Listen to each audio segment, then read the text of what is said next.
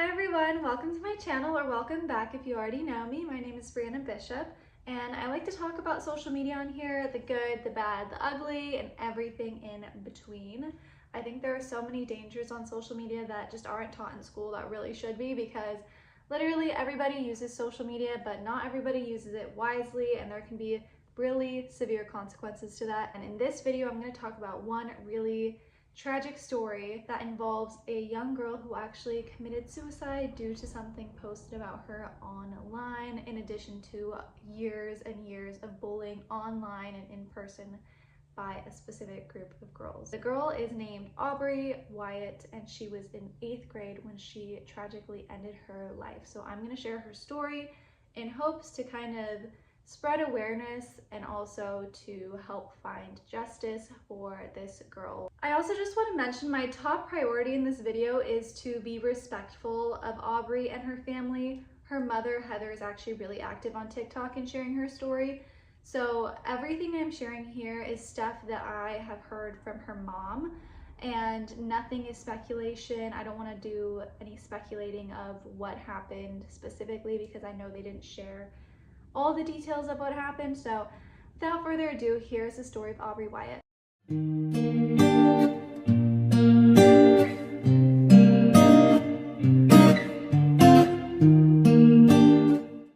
So Aubreigh Wyatt was an 8th grader at Ocean Springs Middle School in Mississippi. She was, for all intents and purposes, popular, really well loved by her community. She was involved in youth group, and she had an older sister and a younger brother who loved her dearly, as well as her mom, Heather, who I mentioned earlier, who is determined to seek justice for the horrible thing that happened to Aubrey.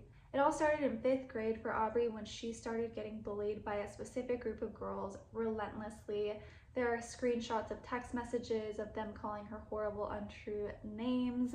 They would bully her in person, online, post Snapchats about her, post Instagram videos, etc., for years. And the family actually was aware of it, and they took it to the school administration, but the school administration didn't do anything, which is just a huge injustice in my opinion. This is something that was preventable, but the school didn't do anything about it, which I think is such a tragedy in itself.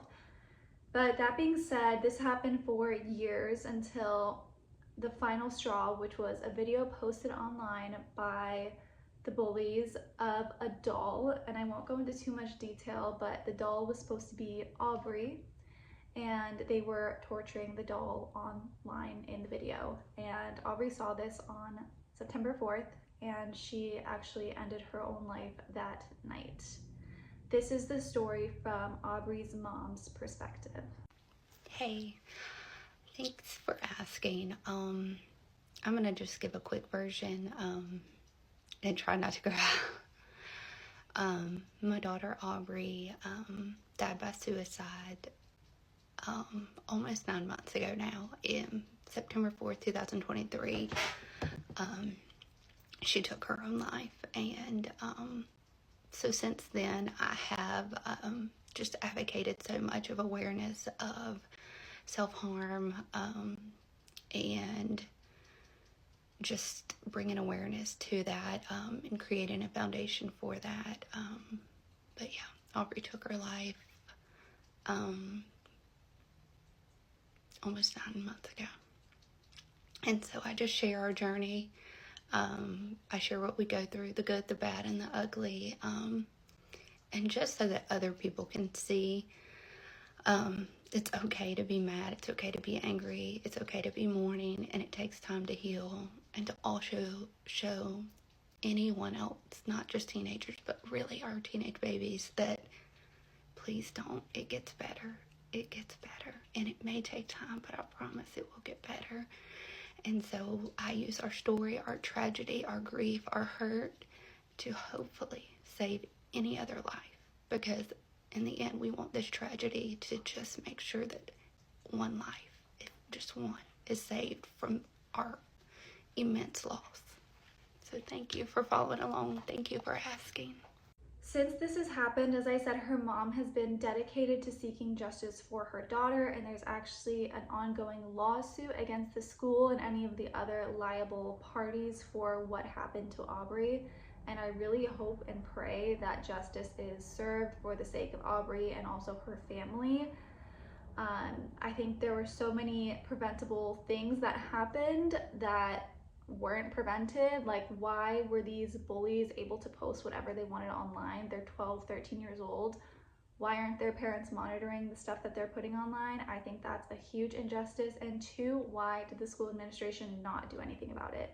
I think that there's so much to learn from this situation. There's absolutely no silver lining whatsoever about a young person ending their own life, or anyone ending their own life for that matter. But this is just something that was preventable that we can learn from. I think it's important to remember that these stories aren't just headlines, these are actual people. Her mom and her sister were the ones that found her. And I'm gonna share this video with you. Trigger warning, this was a really hard watch for me, but I feel like it's really important to kind of humanize the situation since we're used to consuming so many different news stories. We can kind of get desensitized to it. But here's Aubrey sharing a little bit about how they found her. Okay, so how do we discover that Aubrey had committed? A lot of you have asked this in just like a different way, and so I'm going to answer in the most like censored way possible. Basically, the night before, just to give a summary, like Aubrey was fine, like she had gone in her room. At about like 9:15ish, I went and laid Riker down, and then she was at like a birthday party, anticipated returning home around like 10ish. Nothing different. Quick summarize, she comes home, everything's fine that night. No big deal. Anyway, so I was like, oh, I'm hot. Let me go drop the air off. Like, turn it down.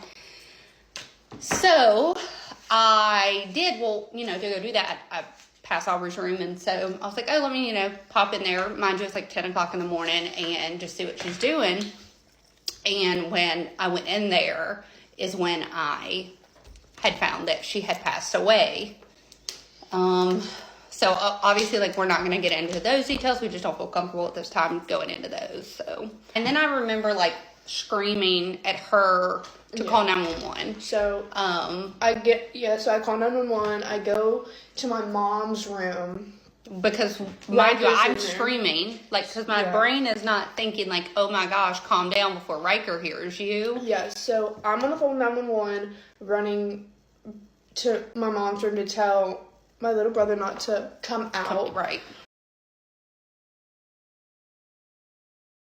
Like I said, that was kind of a hard watch, but I just feel like it's really important to see the impact that bullying can have on individuals and families.